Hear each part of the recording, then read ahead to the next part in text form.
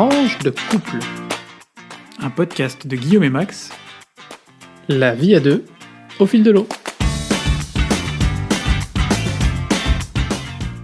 Bonjour et bienvenue dans ce 4e épisode de notre podcast Tranche de couple. Aujourd'hui, notre épisode est intitulé Fourberie et diplomatie. On vous en dira un peu plus dans les rubriques à venir. Qu'est-ce qui s'est passé cette semaine, Guillaume ? Cette semaine, j'ai retenu une première information qui a été reprise plutôt pas mal dans les médias français et belges. C'est les émeutes qui ont lieu en ce moment au Chili. C'est des émeutes qui sont parties en fait ce qu'on trouverait assez banal ici, une banale augmentation des prix d'un certain nombre de services publics, et notamment les prix du ticket de métro à Santiago du Chili. Augmentation qui a eu lieu au début du mois d'octobre et qui a donc déclenché un mouvement de protestation. C'est un mouvement de protestation qui n'a pas vraiment de tête, qui venait a priori vraiment comme une révolte populaire. Et c'est malheureusement un mouvement qui est aussi lié à des situations de pauvreté parfois extrêmes là-bas et d'une grande partie de la population pour lesquelles même augmenter un ticket de métro de quelques centimes, ça représente une très grosse somme. Il faut savoir que au Chili, en moyenne, le coût mensuel sur des transports en commun est de 15% d'un SMIC, l'équivalent d'un SMIC là-bas, ce qui est beaucoup plus que dans d'autres villes d'Amérique du Sud où ça ne dépasse pas forcément les 10%, par exemple Buenos Aires, Mexico ou Lima. Au-delà de ça, il y a eu probablement des incidents à la fois du côté des manifestants et des forces de l'ordre. Malheureusement, il y a aussi eu une quinzaine de morts, quasiment 300 blessés et un certain nombre d'arrestations. Ce n'est pas sans rappeler ce qui s'est passé, en France il y a quelques mois avec les Gilets jaunes.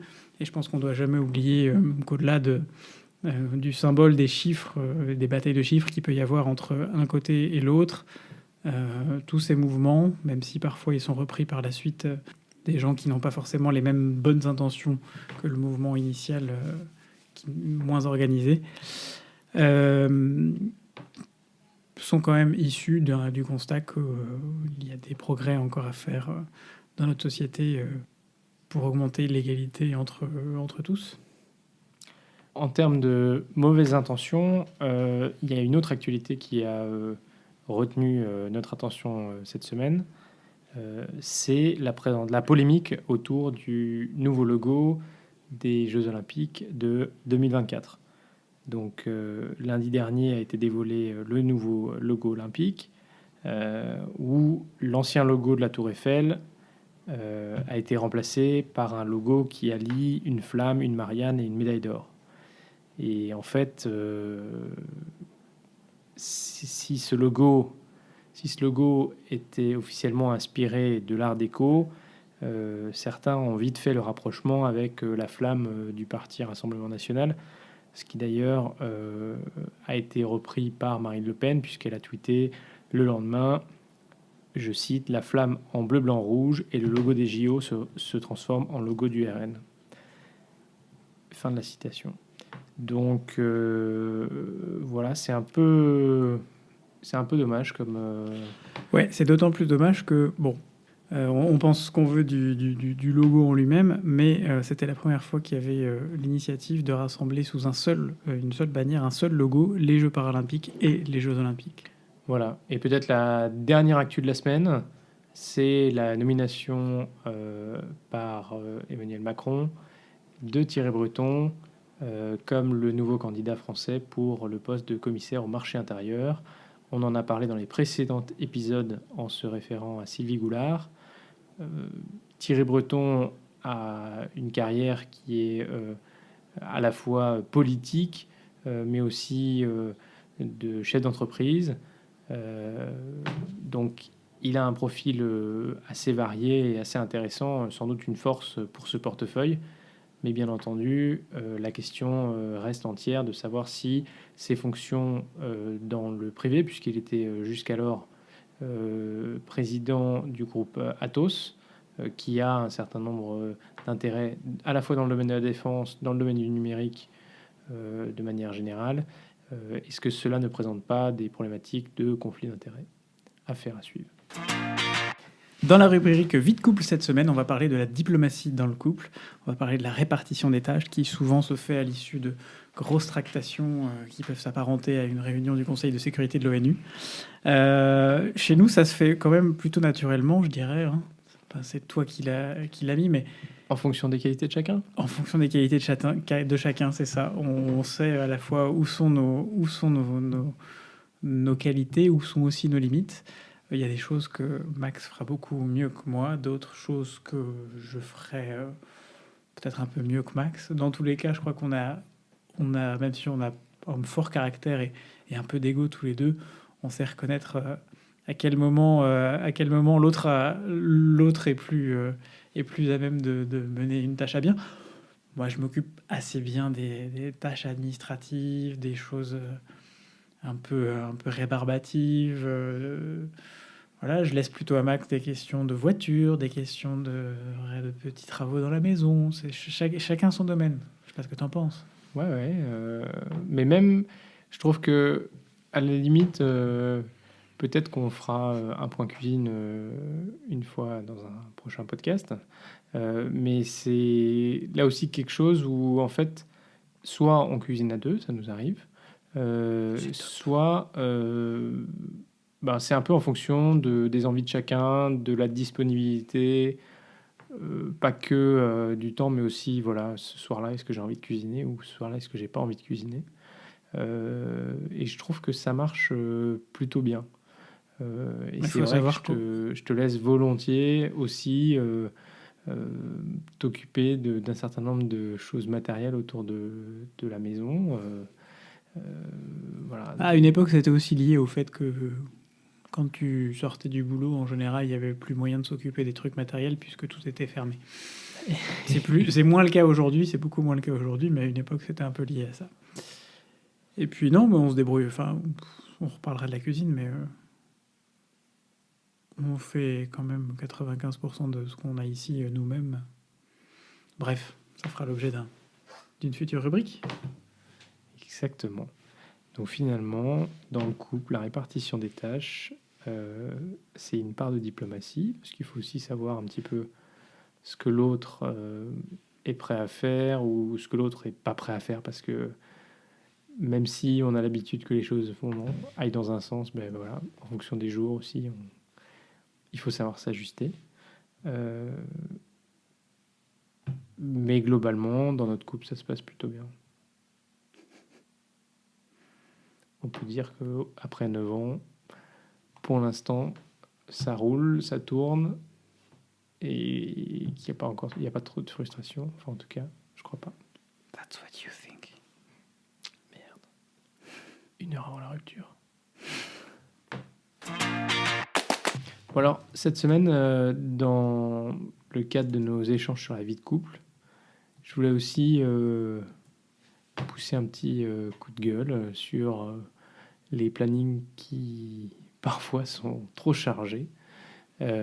Trop chargés, pas simplement pour des choses de boulot, même si ça peut aussi rentrer en ligne de compte, mais aussi parce que à force voilà, d'avoir envie de faire des choses ensemble, d'avoir envie de voir des amis et les différents engagements qu'on a pris, on se retrouve parfois à avoir des semaines où tous les soirs on a quelque chose, et si en plus les week-ends sont très chargés, voire on n'est pas là le week-end, ce qui par exemple est arrivé le week-end dernier puisqu'on était en déplacement à Lyon pour voir de la famille et aller à un mariage d'amis, et que cette semaine ça a été quand même assez l'enfer, et que le week-end prochain samedi on reprend la voiture pour aller en région parisienne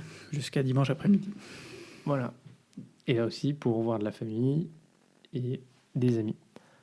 Donc globalement, je pense qu'on va rentrer sur les rotules, sachant que le week-end d'après, on a encore de la famille qui vient à Bruxelles. Non, c'est le week-end d'encore après. Yes, c'est bon ça. Le week-end d'après, on a un week-end de 4 jours. Enfin, j'ai un week-end de 4 jours. Toi, t'as un week-end de 3 jours. Sorry. Voilà, ça c'est pour c'est crado. Moi, je dirais qu'on choisit aussi... on a beaucoup choisi nos rythmes. C'est lié au fait aussi qu'on habite en Belgique. La Belgique, ça reste quand même un peu excentré par rapport à la France, et en particulier par rapport à nos attaches qui sont beaucoup dans la région Rhône-Alpes. Et voilà, on a fait un choix de venir en Belgique. Si on veut maintenir les liens au niveau où ils sont actuellement, effectivement, il faut faire le choix de se déplacer davantage et de passer plus de temps dans les transports ou dans la voiture pour partir. Mais c'est vrai que c'est un vrai défi parce que voilà, quand on va passer un week-end quelque part, en général, on connaît plein de monde dans cet endroit, mais si on veut passer un peu de temps de qualité et pas passer de porte en porte, il faut faire des choix. Et du coup, on ne voit pas tout le monde, mais on vous aime tous. Voilà, mais c'est pas toujours simple. Voilà, mais ça va, comme tu le dis, avec le fait d'habiter un peu loin. Et après, parfois, il y a des façons naturelles de sélectionner aussi. En ce moment, il y a plein de bébés qui arrivent.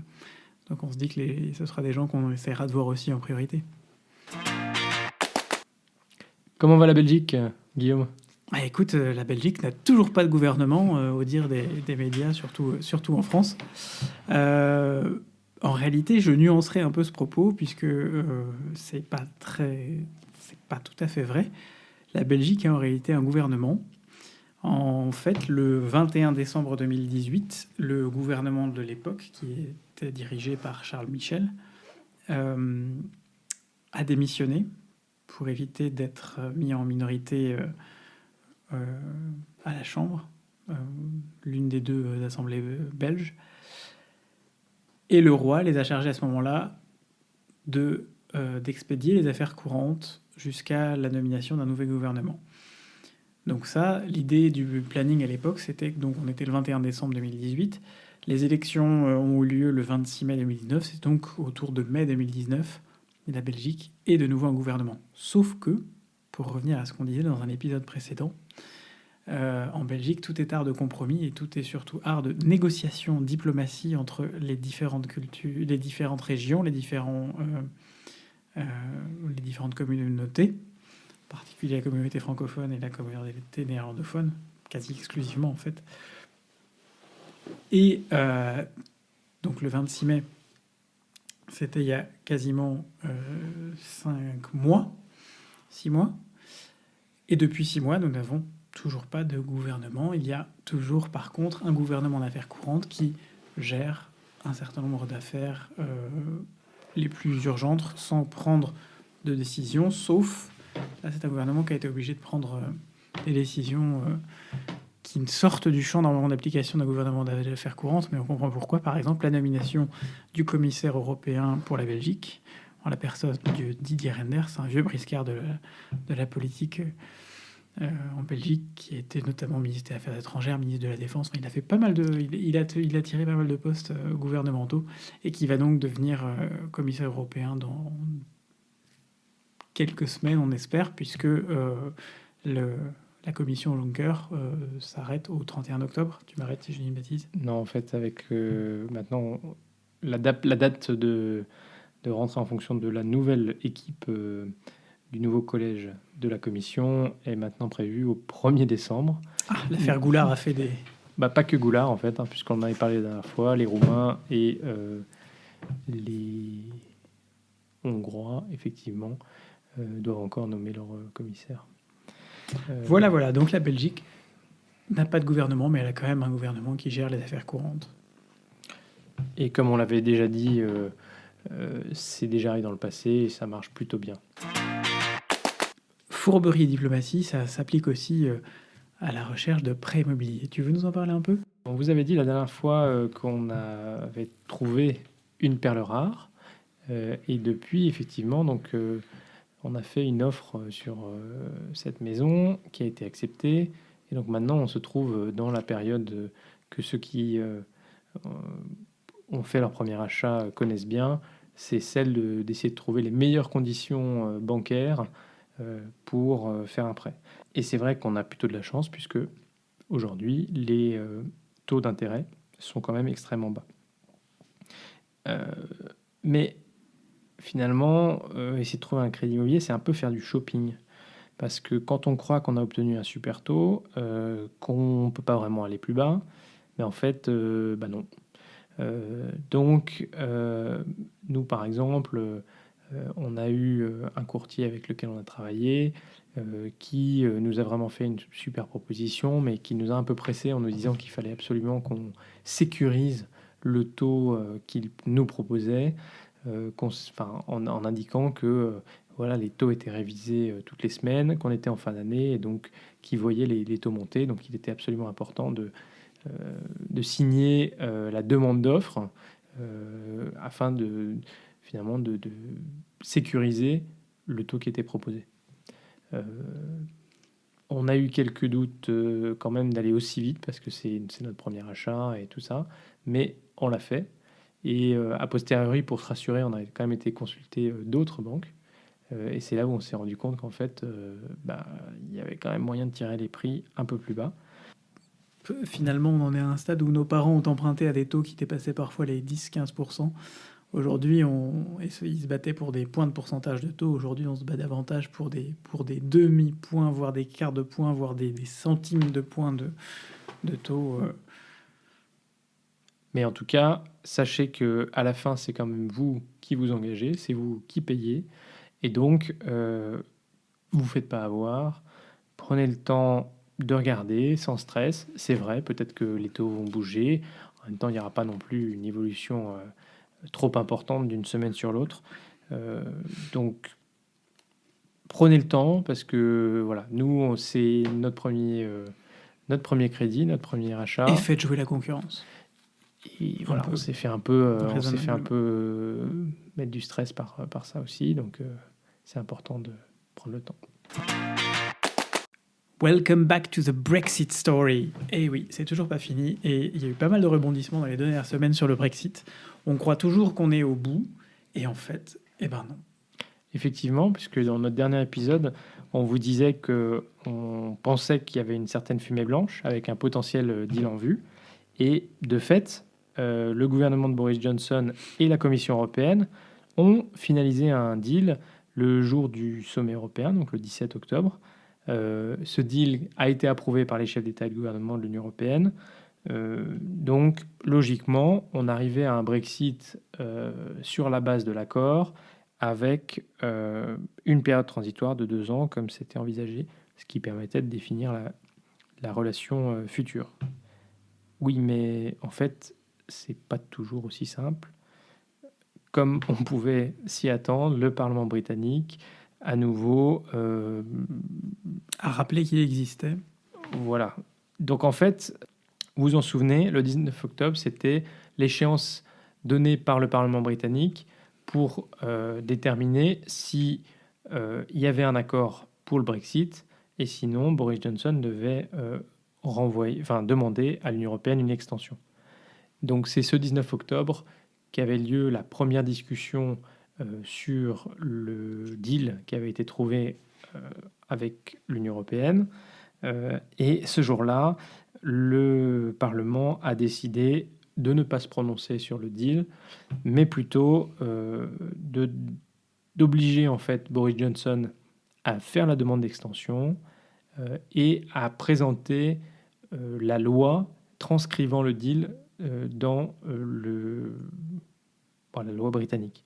En fait, l'objectif, c'était naturellement d'éviter de tomber dans un entre-deux, c'est-à-dire que Boris n'envoie pas l'extension, mais que le deal ne soit pas finalisé à temps par le Parlement, et que du coup, on tombe dans un Brexit no deal, qui était quand même un risque qui existait.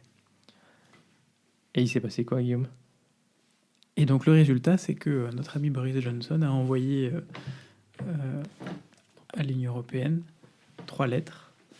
Une première lettre pour demander officiellement un report de la date limite pour le Brexit. Une deuxième lettre pour dire que en fait lui n'était pas d'accord, que il l'avait fait uniquement parce que le Parlement l'y avait forcé.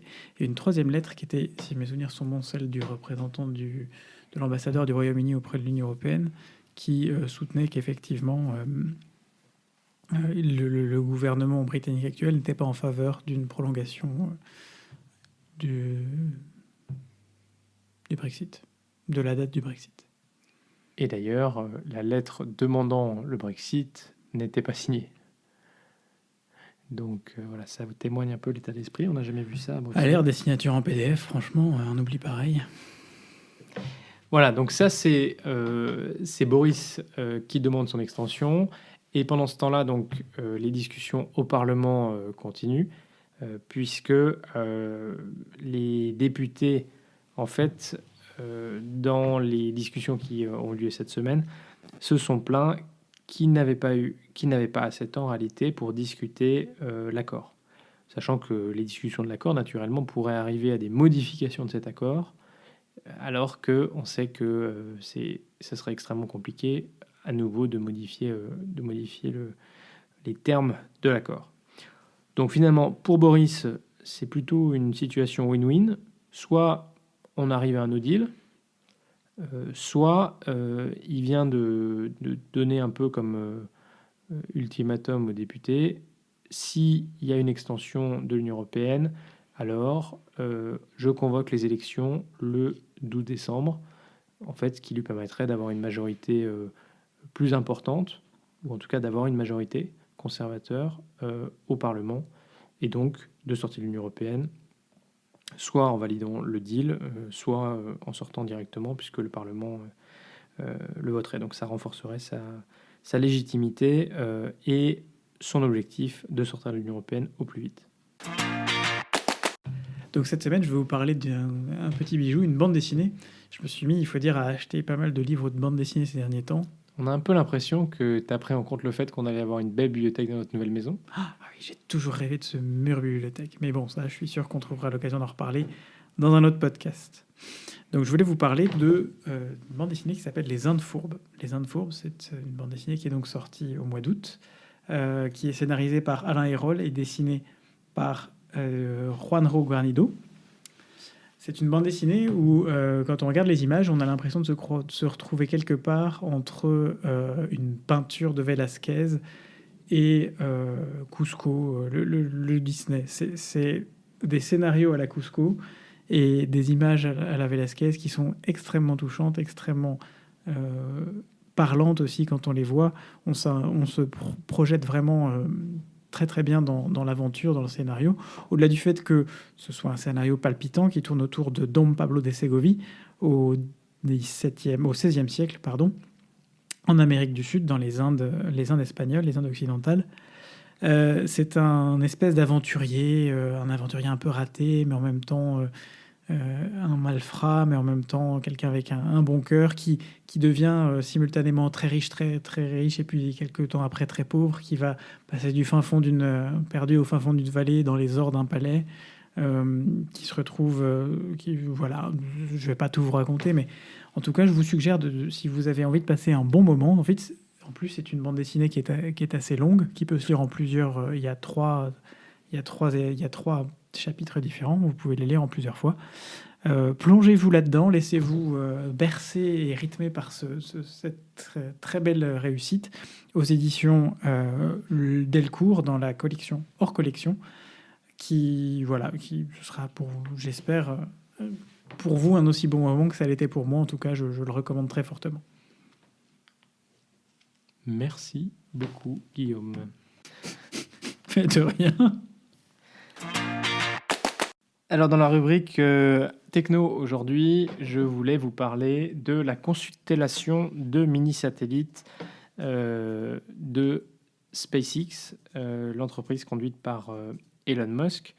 Donc, c'est le projet Starlink qui correspond au lancement en fait à grande échelle de mini-satellites. Et à grande échelle, pourquoi ? Parce que au total, on annonce près de 30 000, voire 40 000 satellites, avec déjà, pour l'année 2020, Donc un envoi de 12 000 satellites dans 24 lancements. Donc en fait, aujourd'hui, Starlink, ils sont en train de tester ces mini-satellites. Donc il y a une 60aine de satellites qui sont actuellement en orbite. Et l'objectif de Starlink, c'est en fait de multiplier la capacité d'accès à Internet haut débit pour les populations reculées ou victimes de la fracture numérique. Alors en réalité, et c'est là aussi où ça se lie au thème fourberie et diplomatie, les premiers à pouvoir en bénéficier, ce sera les États-Unis. C'est sans doute pas étranger avec le fait que SpaceX en fait est très lié à la NASA et à l'US Air Force, puisqu'ils ont fait des tests en partenariat avec un laboratoire de recherche de l'US Air Force. Mais logiquement, avec un maillage aussi important, SpaceX devrait pouvoir couvrir l'intégralité du globe. En fait, l'objectif, c'est en utilisant des plus petits satellites qui sont en orbite basse, on devrait pouvoir avoir des performances similaires à la fibre optique, donc à savoir 1 gigabit par seconde de débit, même s'il y aura une latence de 25 millisecondes liée au fait qu'on passe par du satellite. Il va y avoir du monde, ça va se bousculer là-haut. Oui, alors effectivement, aujourd'hui, on a environ un peu plus de 2000 satellites qui sont en orbite et un total de 8500 satellites qui ont été lancés depuis le début des premiers essais spatiaux. Et en fait, avec le nombre de satellites que Starlink contiendra, finalement, on va multiplier par 5 le nombre de satellites total qui auront été envoyés. Donc là, vraiment, il y a un risque de multiplication des satellites avec des risques potentiels de collision. Et on se souvient qu'il y a quelques semaines, il y a un satellite de l'Agence spatiale européenne qui a dû être déplacé par l'Agence spatiale européenne parce qu'il y avait un satellite de SpaceX qui allait lui rentrer dedans et que SpaceX n'a pas répondu en fait aux demandes de l'ESA de déplacer ce satellite. Et on sait notamment que déplacer un satellite, ça consomme des ressources et donc c'est pas anodin. Mais il faut voir que SpaceX en fait aujourd'hui n'est qu'un acteur parmi les acteurs de cette course à l'Internet satellitaire performant, puisque Amazon, OneWeb, Space Norway ou Telesat ont aussi prévu de déployer des mini-satellites. Et donc là, il faut quand même se dire qu'il risque d'y avoir une sacrée congestion de l'espace avec certains risques. Et aussi, ces satellites en orbite basse pourraient retomber sur Terre, et notamment, on sait déjà qu'il y a 5 satellites des 60 premiers là, qui vont redescendre sur Terre. Voilà, donc c'est regardez toujours la nouvelle tête, on ne sait jamais. Exactement. C'est la nouvelle donnée spatiale, l'accès plus facile à l'espace, la miniaturisation des satellites. Voilà, c'est aussi notre réalité de demain. Bon, voilà, c'est déjà la fin de cet épisode. J'espère qu'on n'a pas été trop fourbe, qu'on a fait preuve d'un peu de diplomatie dans ce qu'on a dit. En tout cas, on le fait toujours avec le cœur grand ouvert et nos tripes. Merci beaucoup de nous avoir écoutés. Merci de nous suivre régulièrement ou de nous avoir rejoints si c'est le cas. Comme d'habitude, si cet épisode vous a plu, n'hésitez pas à en parler autour de vous, à le diffuser sur les réseaux sociaux largement. Vous pouvez d'ailleurs nous retrouver sur Twitter, @tranche de couple, et nous envoyer des mots d'amour, vos commentaires, vos idées, vos remarques, des beuglantes, aussi sur notre adresse email tranchedecouple@gmail.com. Bonne continuation à toutes et à tous, et à très vite pour de nouvelles tranches vitaminées.